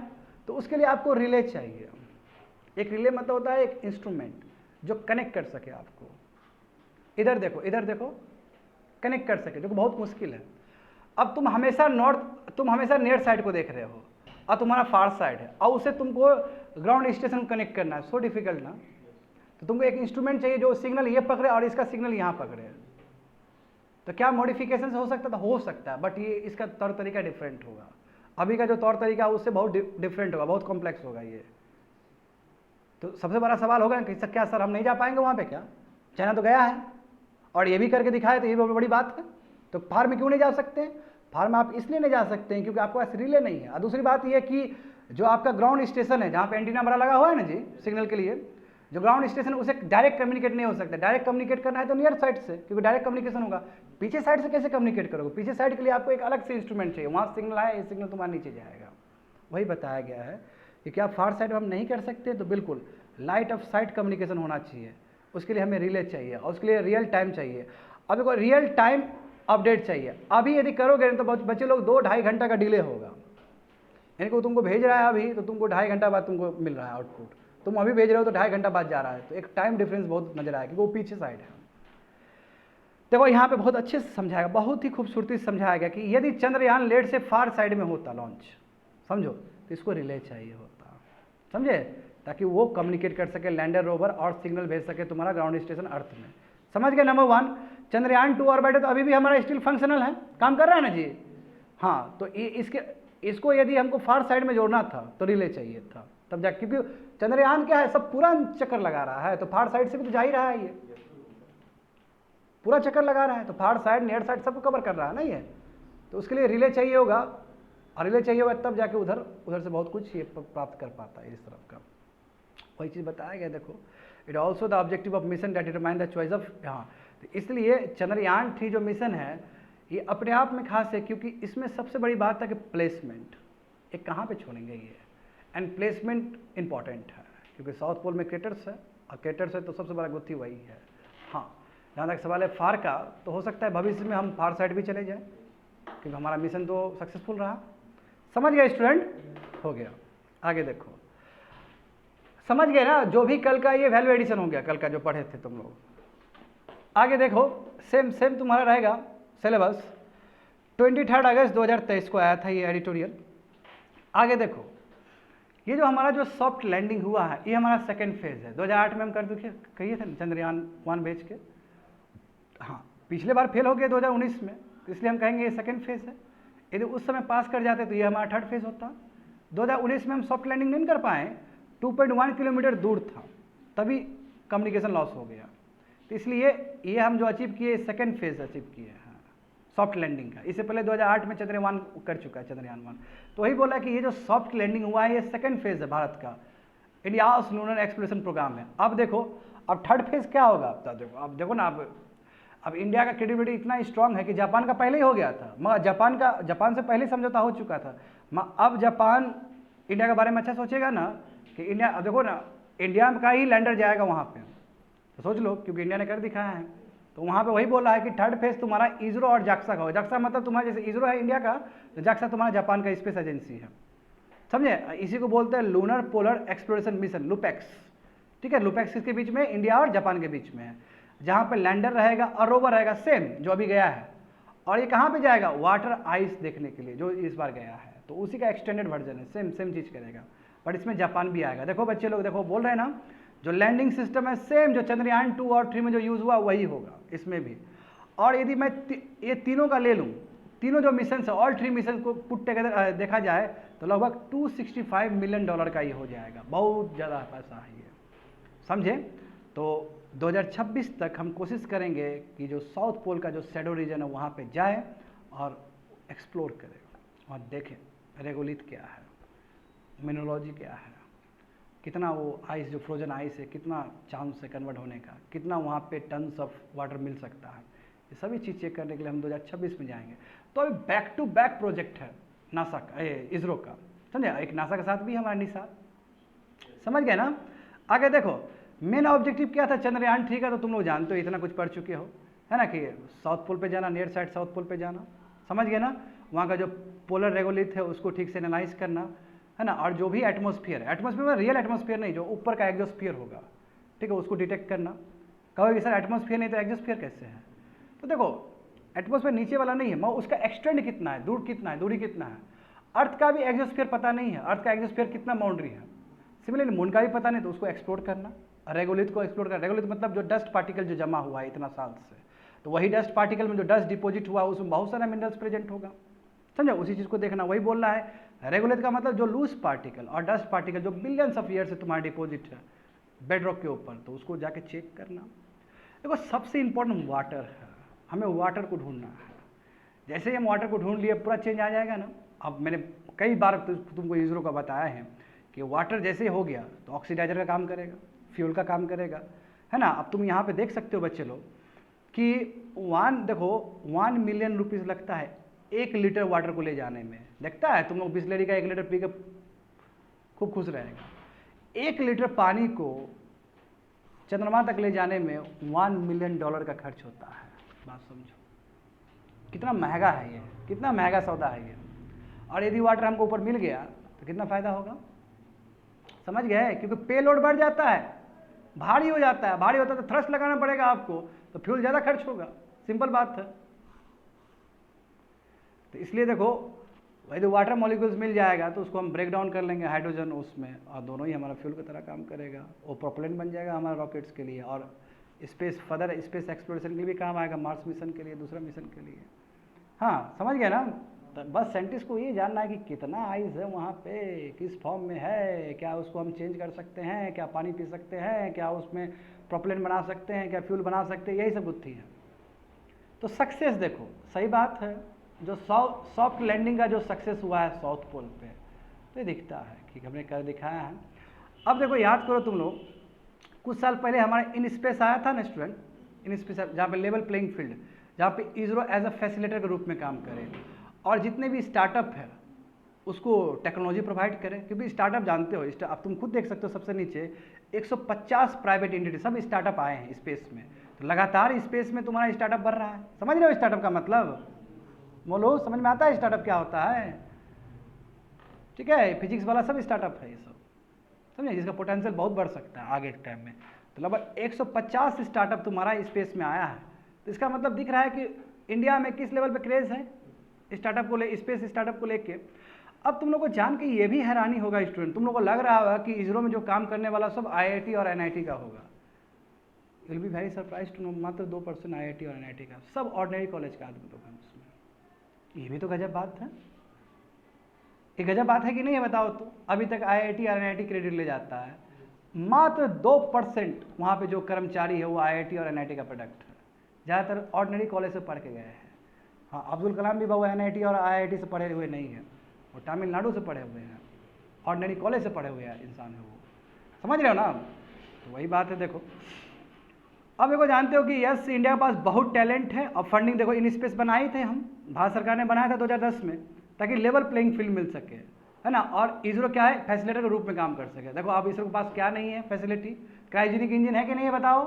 कल बताया था ना LMB वाला, जो GSLV Mark 3 था उसका नाम चेंज कर दिया ना, हाँ LBM चेंज किया। क्रायोजेनिक इंजन है कि नहीं है वो, हाँ। तो देखो अब इतना टेक्नोलॉजी है तो थोड़ा प्राइवेट को भी आप शेयर करो, क्योंकि कंट्री को पहुंचाना है ना, कंट्री को पहुंचाना तो क्या प्राइवेट क्या पब्लिक सब साथ में काम करना पड़ेगा। और स्टार्टअप है ही बेस्ट हमारे कंट्री में, तो उसी के लिए इन स्पेस वाला प्लेटफॉर्म बनाया गया था। ये विंडो एजेंसी है जो कि लेवल प्लेइंग फील्ड कंपटीशन देगा तुम्हारा प्राइवेट एजेंसी को भी, और वो लोग भी आए। और इसरो यहाँ पे बिग ब्रदर एटीट्यूड ना हो, इसरो का यहाँ पे फैसिलिटेटर की तरह हो। अच्छा कि आओ आओ टेक्नोलॉजी दे रहे, करो करो करो करो तुम भी करो, अच्छा ये नहीं जाना ये भी देते हैं तुमको, ताकि और बेटर हो सके। देखो 150 तुम्हारा आया ही है। आगे देख सकते हो स्टूडेंट, अभी क्या नहीं है देखो। अब भारत का अचीवमेंट देखो तुम लोग, भारत है ना, 7 कंट्री के उसमें आता है जहाँ पे inter Continental ballistic missile developed है, यानी कि वर्ल्ड में 7 ही कंट्री के पास, उसमें इंडिया भी एक है। भारत 4 कंट्रीज में एक कंट्री से जो कि एंटी बैलिस्टिक मिसाइल सिस्टम भी डेवलप्ड हुआ है, ओनली वन। पहले क्या है, इंटर कंटिनेंटल बैलिस्टिक मिसाइल, दूसरा क्या है, एंटी बैलिस्टिक मिसाइल, और तीसरा क्या है, एंटी सैटेलाइट वेपन भी, सेट में भी भारत है। अभी तक 4 ही कंट्री डेवलप कर पाया, उसमें भी भारत है। फर्स्ट देखो, अभी उसमें 7 कंट्री था, उसमें भारत है। सेकंड में 4 कंट्री है, उसमें भी भारत है ना। तीसरा में तुम्हारा 4 कंट्री, उसमें भी भारत है। भारत ने एसएट भी डेवलप किया है, एंटी सैटेलाइट वेपन, समझ रहे हो ना। यदि दूसरा सैटेलाइट आया गलत वाला तो उसको भी हम वो कर सकते हैं, टारगेट कर सकते हैं। तो India, yes, India is proving कि इंडिया बेस्ट है टेक्नोलॉजी में। देखो ना, डीआरडीओ, इसरो बोले तो डीआरडीओ को तुम अलग रख दोगे क्या? डीआरडीओ में कितना इंपॉर्टेंट है तुम्हारे कंट्री के लिए, डिफेंस के लिए, तो डीआरडीओ को भी उतना ही क्रेडिट जाता है। डीआरडीओ और इसरो बहुत ही अच्छे से काम किया है हमारे इंडिया के लिए। अनडाउटली इसरो नंबर 1, ठीक है। इसरो में हमेशा पढ़ाया हूँ तुम लोग को, स्टैटिक में भी, तो इसरो को मैंने बहुत ज़्यादा बोला है, क्योंकि इसरो ने बहुत कम समय के अंदर ये अचीव किया है, जो कि बहुत दुर्लभ है। समझे, इतना कम समय में कहाँ अचीव होता है। देखो ना, चंद्रयान 2008 में हम छोड़े, और तुम देखो तैसे आते आते इतना बड़ा सक्सेसफुल मिशन हो गया, तो बहुत कम समय लगा है आपको, बात समझे। अब यहाँ पे देखो, केवल भारत का ही बात नहीं, पूरा दुनिया में मून फेवरेट है अभी, ठीक है। देखो अब तुम रसिया और चाइना साथ में प्लान कर रहे हैं कि वहाँ पे स्पेस स्टेशन बनाया जाए, लूनर स्पेस स्टेशन बनाया जाए। बताओ, स्टेशन रखने का बात ये लोग को, समझे। रसिया अपना भी लूनर मिशन देख रहा है, एक तो फेल कर गया उसका, फेल कर गया ना उसका, फिर भी एक और भी प्लान है। नासा देखो, नासा भी ले जा रहा है, तुम्हारा कमर्शियल लैंडर उतारेगा वो। तो जापान देखो, जापान का अपना स्लिम मिशन है, समझ रहे हो। नासा का देखो आर्टेमिस मिशन जो कि तुम्हारा होने वाला है ना, उसमें यूज़ किया जाएगा बहुत सारा तुम्हारा ये स्पेस एक्स का वो यूज़ किया जाएगा, रॉकेट यूज़ किया जाएगा, तो हम देख सकते हैं। अब देखो अपोलो मिशन गया था 1960s में, और उसके बाद देखो नासा का ध्यान अभी पड़ा है आर्टेमिस प्रोग्राम में, ठीक है, बहुत साल बाद कर रहा है ये। तो देखो, जब इतना लोग स्पेस में, इतना कंट्री मून के प्रति आकर्षित है, अट्रैक्टेड है, तो कम बजट में नहीं चलेगा। अब ये बोलने के लिए ठीक है कि 600 करोड़ में हम चले गए, मगर आप इतना कम पैसा दोगे तो नहीं होने वाला है, क्योंकि अभी बैक टू बैक हमारा प्रोजेक्ट सब है। कई प्रोजेक्ट बन के तैयार हुआ, कई प्रोजेक्ट तुम्हारा सीक्वेंस में है, कई प्रोजेक्ट प्रोसेसिंग में है, समझ गए ना। देखो वही देखो, अब देखो तुम खुद देखो, इस बार का जो बजट जो पार्लियामेंट में वो किया गया था, पारित किया गया था, उसमें 12,000 करोड़ और 12,000 करोड़, लगभग 12,500 करोड़ दिया गया। 12,500 क्या होता है, ऊँट के मुँह में जीरा है, वो बहुत कम है, वो बहुत कम है स्पेस टेक्नोलॉजी में ये। तो जो कह रहे हैं एक्सपर्ट, जो कह रहे हैं, जो जानकार है, बोलते कि नहीं बढ़ाना पड़ेगा इसको। देखो अपकमिंग मिशन सब देखो स्टूडेंट, गगनयान है कि नहीं, बताओ तो गगनयान को छोड़ना है, सन मिशन आदित्य L1 को छोड़ना है, ठीक है। एक पार्कर मिशन था ना जी नासा का, तो सिमिलरली हमारे पास आदित्य L1 का मिशन है, ठीक है। तो ये भी बहुत कॉम्प्लेक्स है, जैसे चंद्रयान 3 कॉम्प्लेक्स है, तो ये भी कॉम्प्लेक्स ही है।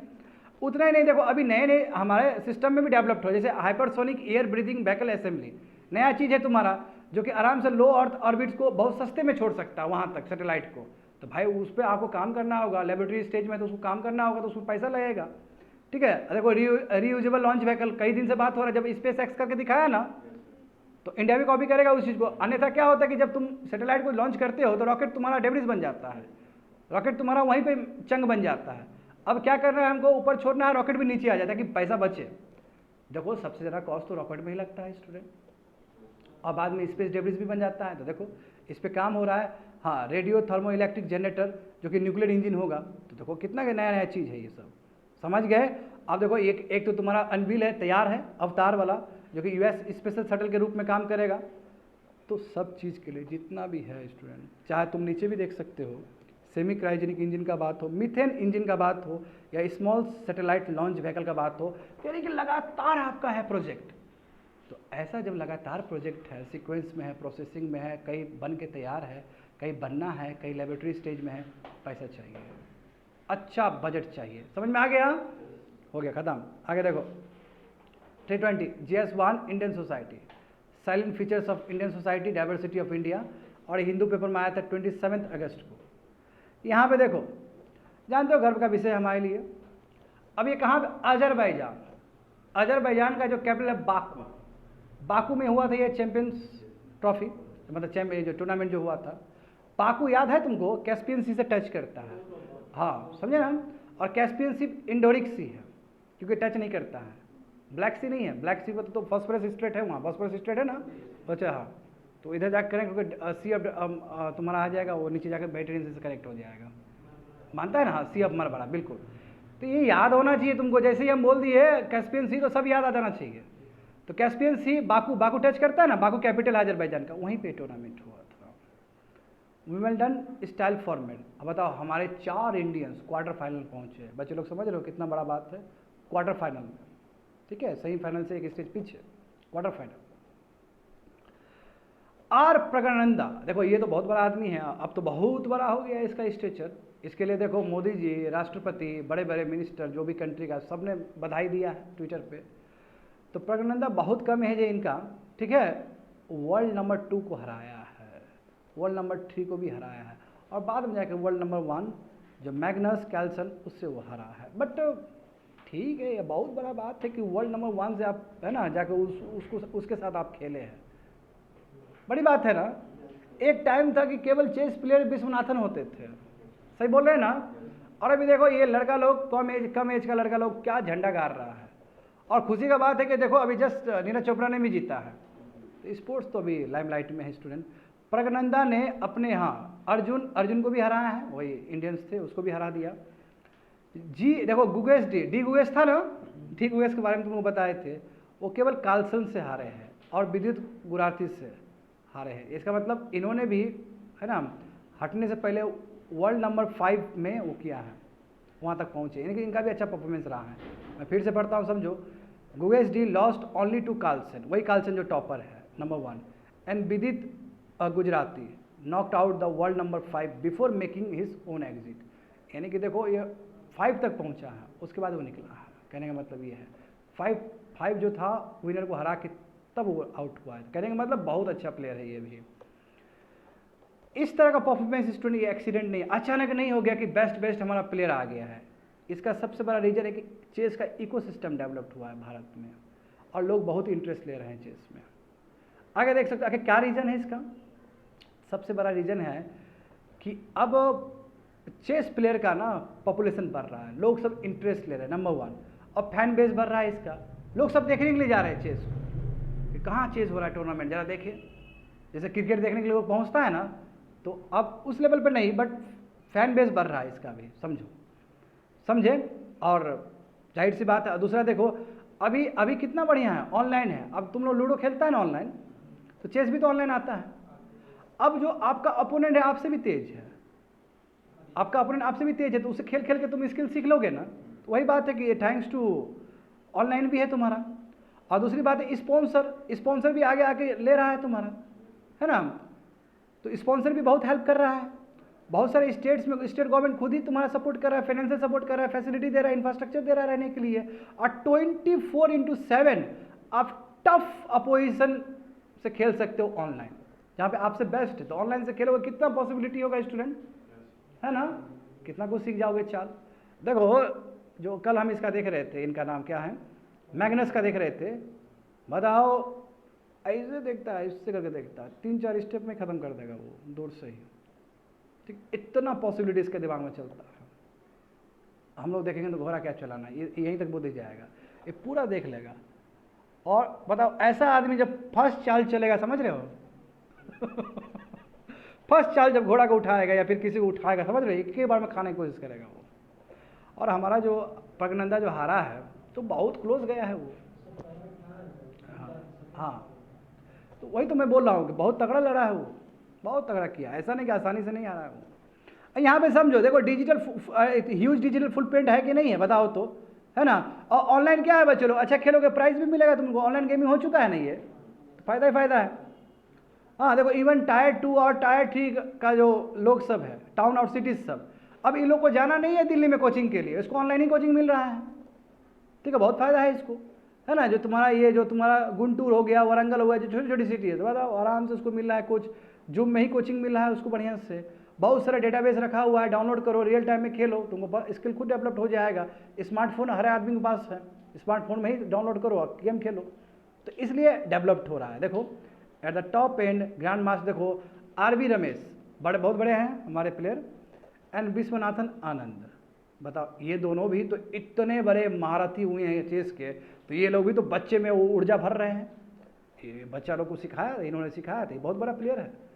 इसको ये गम नहीं है कि हार रहे हैं, इसको ये गम होगा कि हमारे इंडियंस आगे बढ़ रहे हैं। क्योंकि अरे बाबू, ये विश्वनाथन आनंद पूरा राज किया है चेस पे, लंबा समय तक, 20-30 साल तक राज किया है इन्होंने। अब नए प्लेयर कोई बढ़ रहे हैं तो इनको खुशी मिलेगा इस चीज़ का, और वो भी तो इंडिया को ही रिप्रेजेंट कर रहे हैं। तो ऐसे भी अपने स्किल्स को बता रहे हैं। देखो प्रज्ञानंदा को बता रहे हैं, गुगेश को बता रहे हैं।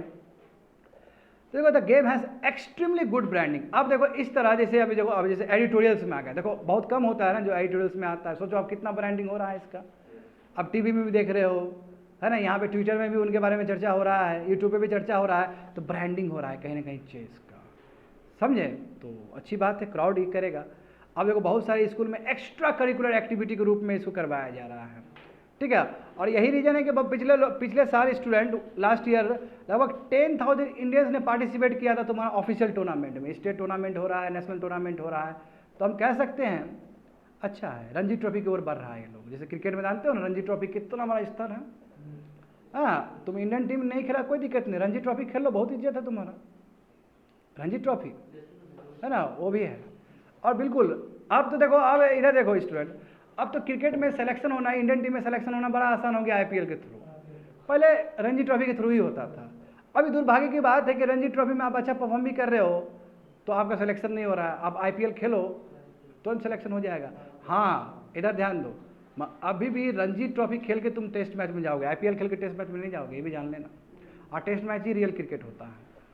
तो कहने का मतलब क्या हो, इस तरफ आ जाओ, कहने का मतलब इस तरह का 10,000 इंडियन जो पार्टिसिपेट करें टूर्नामेंट में, एक बहुत ही अच्छा इकोसिस्टम डेवलप्ड हो रहा है भारत में।